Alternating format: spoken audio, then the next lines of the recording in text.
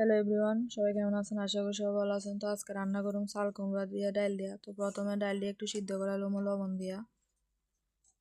তো আপনারা পরিমাণ মতো ডাল লইন। আমি আমার পরিমাণ মতো ডাল লইছি, কারণ আমার তরকারি অল্প, বেশি না। তো এবার হলুদ দিয়া চাল কুমড়াটি সিদ্ধ করে নামামু।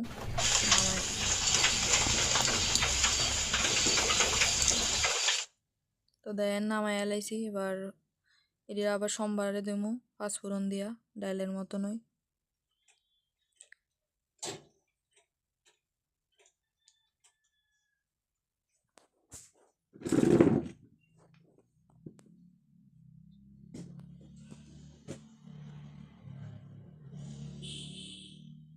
তো তরকারিটা আবার দিয়া দিলাম সোমবারে।